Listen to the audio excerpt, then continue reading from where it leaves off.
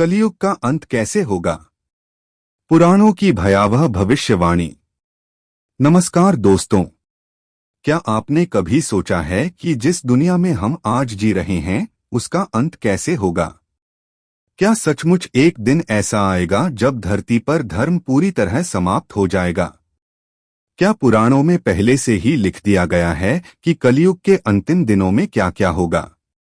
और सबसे बड़ा प्रश्न, क्या हम अभी उसी भविष्यवाणी के दौर में जी रहे हैं? दोस्तों, आज की यह कहानी केवल एक कथा नहीं है। यह उन रहस्यमयी भविष्यवाणियों का वर्णन है जो हजारों साल पहले ऋषियों ने पुराणों और शास्त्रों में लिखी थीं। इन भविष्यवाणियों में बताया गया है कि कलयुग के अंत में मनुष्य कैसा होगा, समाज कैसा होगा और अंत में भगवान विष्णु का अंतिम अवतार किस प्रकार इस संसार को बदल देगा। लेकिन इस रहस्य को समझने के लिए हमें हजारों वर्ष पीछे जाना होगा। उस समय जब राजा परीक्षित मृत्यु के निकट थे और महान ऋषि शुकदेव उन्हें भागवत पुराण का ज्ञान दे रहे थे। राजा परीक्षित ने पूछा, हे गुरुदेव, आने वाले समय में मनुष्यों का क्या होगा? कलयुग कैसा होगा? तब शुकदेव ऋषि ने जो उत्तर दिया वह आज भी सुनने वालों को आश्चर्य में डाल देता है। उन्होंने कहा, राजन, कलयुग में धर्म धीरे धीरे समाप्त होने लगेगा। सत्य, दया, तप और पवित्रता कम होती जाएगी। राजा परीक्षित ने आश्चर्य से पूछा, क्या मनुष्य भगवान को भूल जाएगा? शुकदेव बोले, हाँ राजन, अधिकांश लोग केवल धन को ही जीवन का लक्ष्य मानेंगे। और यहीं से शुरू होती है कलयुग की सबसे भयावह कहानी। समय बीतता गया, सतयुग समाप्त हुआ, त्रेतायुग आया और चला गया, द्वापर युग भी समाप्त हो गया। भगवान श्री कृष्ण अपने धाम लौट गए और फिर प्रारंभ हुआ कलयुग। एक ऐसा युग जहां धर्म के 4 चरणों में से केवल एक चरण शेष रह गया। शुरुआत में कलयुग का प्रभाव कम था, लेकिन जैसे जैसे समय बीतता गया उसका प्रभाव बढ़ता गया। पुराणों के अनुसार एक समय ऐसा आएगा जब लोग अपने माता पिता का सम्मान करना छोड़ देंगे। रिश्तों की कीमत समाप्त हो जाएगी। पुत्र अपने पिता को बोझ समझेगा, भाई भाई का शत्रु बन जाएगा, मित्रता केवल स्वार्थ के लिए होगी और विवाह केवल दिखावा बनकर रह जाएगा। लोगों के हृदय से प्रेम समाप्त होने लगेगा। भागवत पुराण में कहा गया है कि कलयुग के अंतिम समय में धनवान व्यक्ति ही सम्मान पाएगा, चाहे वह कितना भी अधर्मी क्यों न हो। वहीं एक ईमानदार और धार्मिक व्यक्ति का कोई सम्मान नहीं होगा। लोग सत्य नहीं बल्कि लाभ को महत्व देंगे। झूठ बोलना सामान्य बात बन जाएगी। धोखा देना बुद्धिमानी समझा जाएगा और छलकपट जीवन जीने का साधन बन जाएगा। दोस्तों, जरा सोचिए, क्या हम आज अपने आसपास यही सब नहीं देख रहे? लेकिन यह तो केवल शुरुआत है। सबसे भयावह भविष्यवाणी अभी बाकी है। पुराणों में कहा गया है कि कलयुग के अंत के समय पृथ्वी पर प्राकृतिक संतुलन बिगड़ जाएगा। बारिश समय पर नहीं होगी, नदियां सूखने लगेंगी, अन्न की कमी होने लगेगी, भयंकर अकाल पड़ेंगे, लोग भोजन के लिए संघर्ष करेंगे और धीरे धीरे पृथ्वी का वातावरण बदलने लगेगा। सूर्य की गर्मी बढ़ जाएगी, धरती का तापमान असहनीय हो जाएगा, लोग बीमारियों से ग्रस्त होंगे, नई नई बीमारियां जन्म लेंगी जिनका इलाज खोजना कठिन होगा। लेकिन यह सब केवल प्रकृति का परिवर्तन नहीं होगा, यह उस अधर्म का परिणाम होगा जो मनुष्य स्वयं पैदा करेगा। कहा जाता है कि जब पाप अपनी सीमा पार कर जाएगा तब धरती माता स्वयं भगवान से सहायता की प्रार्थना करेंगी। जैसे त्रेता युग में रावण के अत्याचार बढ़े थे, जैसे द्वापर युग में कंस और दुर्योधन का अधर्म बढ़ा था, वैसे ही कलयुग के अंत में पूरी पृथ्वी अधर्म से भर जाएगी। तब देवता भी चिंतित हो उठेंगे। स्वर्गलोक में सभा बुलाई जाएगी। देवता भगवान विष्णु से प्रार्थना करेंगे, प्रभु अब पृथ्वी को बचाने का समय आ गया है। तब भगवान विष्णु मुस्कुराएंगे, क्योंकि उन्हें पता होगा कि समय निकट आ चुका है। लेकिन उससे पहले पृथ्वी पर कुछ ऐसे संकेत दिखाई देंगे जिन्हें देखकर लोग भयभीत हो जाएंगे। पुराणों में वर्णन है कि ऋतुएं बदल जाएंगी। सर्दी में गर्मी और गर्मी में सर्दी का अनुभव होगा। मौसम असामान्य हो जाएंगे। समुद्र का जलस्तर बढ़ेगा। भयंकर तूफान आएंगे। पर्वत टूटने लगेंगे। भूकंपों की संख्या बढ़ जाएगी और मनुष्य समझ नहीं पाएगा कि आखिर यह सब क्यों हो रहा है। लेकिन ऋषियों ने हजारों वर्ष पहले इसका कारण बता दिया था। उन्होंने कहा था, जब मनुष्य प्रकृति का सम्मान करना छोड़ देगा तब प्रकृति भी अपना संतुलन खो देगी। इसी दौरान एक और विचित्र घटना होगी। पृथ्वी पर धर्म का ज्ञान लगभग समाप्त हो जाएगा। सच्चे संत बहुत कम रह जाएंगे। नकली साधु संत लोगों को भ्रमित करेंगे। धर्म के नाम पर व्यापार होगा। लोग बाहरी दिखावे को ही अध्यात्म समझ बैठेंगे। लेकिन सच्चे ज्ञान की खोज करने वाले लोगों की संख्या बहुत कम रह जाएगी। ऐसा लगेगा मानो अंधकार ने पूरे संसार को घेर लिया हो। और तभी एक रहस्यमयी भविष्यवाणी धीरे धीरे सच होने लगेगी। यह भविष्यवाणी है भगवान विष्णु के अंतिम अवतार की। उस अवतार का नाम है भगवान कल्कि। कहा जाता है कि कलियुग के अंतिम चरण में उत्तर प्रदेश के संभल नामक स्थान में एक दिव्य बालक जन्म लेगा। साधारण लोगों को वह एक सामान्य बालक दिखाई देगा, लेकिन वास्तव में वह स्वयं भगवान विष्णु का अवतार होगा। उसके जन्म के साथ ही संसार में परिवर्तन की प्रक्रिया शुरू हो जाएगी। लेकिन कोई नहीं जान पाएगा कि यह बालक कौन है। वह बड़ा होगा, ज्ञान प्राप्त करेगा और एक दिन उसे अपनी वास्तविक पहचान का बोध होगा।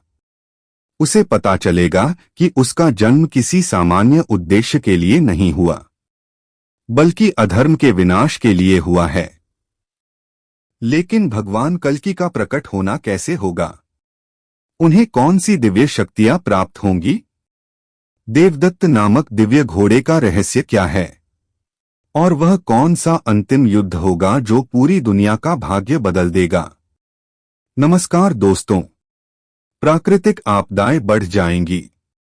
मनुष्य सत्य और धर्म को भूल जाएगा और तभी संभल नामक पवित्र स्थान में भगवान विष्णु के अंतिम अवतार भगवान कल्कि का जन्म होगा। लेकिन अब सबसे बड़ा प्रश्न यह है, आखिर भगवान कल्कि क्या करेंगे? क्या वे अकेले पूरी दुनिया को बदल देंगे?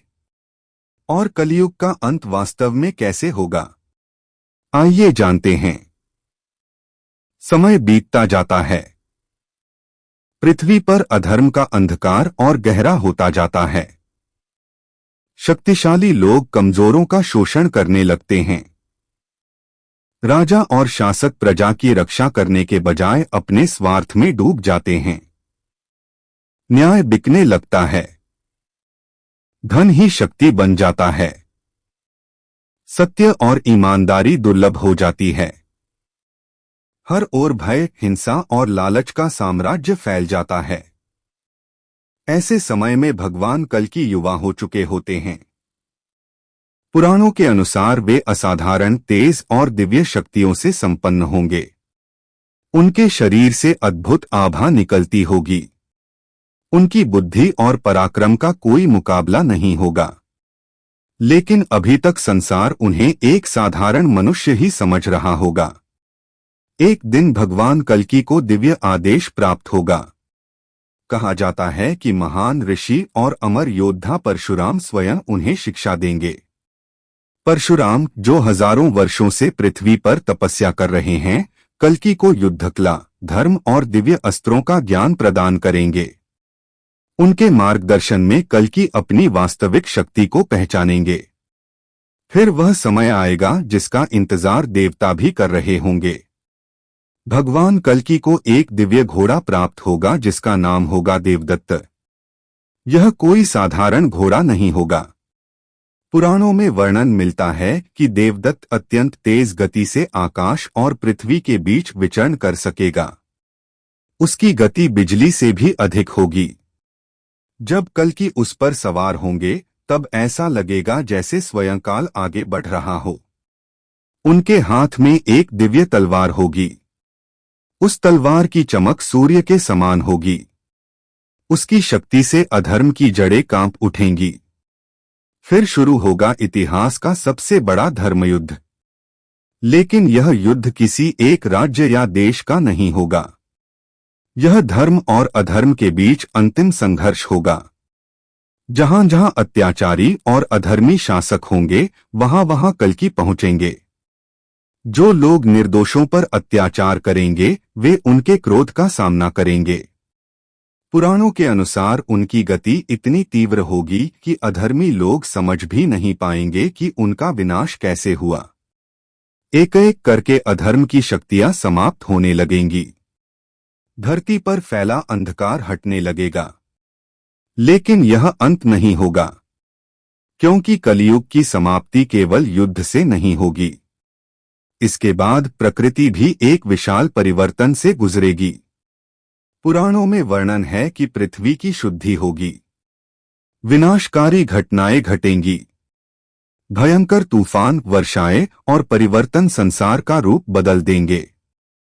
जो कुछ अधर्म पर आधारित होगा वह नष्ट हो जाए। जो कुछ सत्य और धर्म पर आधारित होगा वही बच पाएगा।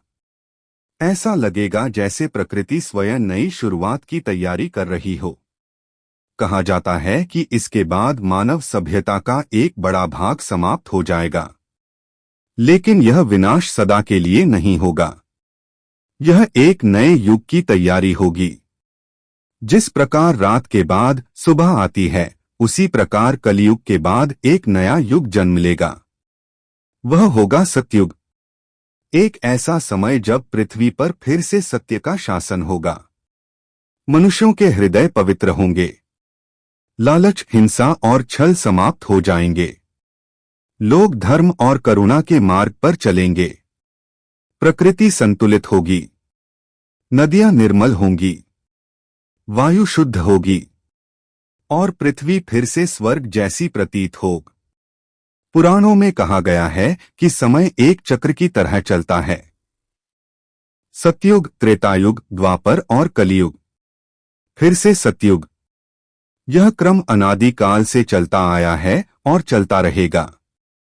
इसलिए कलियुग का अंत केवल विनाश नहीं है, यह एक नई शुरुआत है।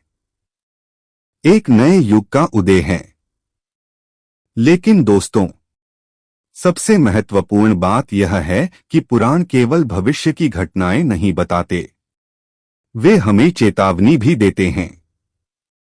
वे कहते हैं कि यदि मनुष्य सत्य, दया, सेवा और भगवान के स्मरण का मार्ग अपनाए तो वह कलियुग के दुष्प्रभावों से स्वयं को बचा सकता है। कलियुग में एक विशेष वरदान भी दिया गया है। अन्य युगों में कठोर तपस्या करनी पड़ती थी, लेकिन कलियुग में केवल भगवान का नाम स्मरण करने से भी महान पुण्य प्राप्त हो सकता है। यही कारण है कि संत महात्मा बार बार नाम जप और भक्ति का महत्व बताते हैं। तो क्या कलियुग का अंत हमारे जीवन काल में होगा? इस प्रश्न का उत्तर किसी मनुष्य के पास नहीं है।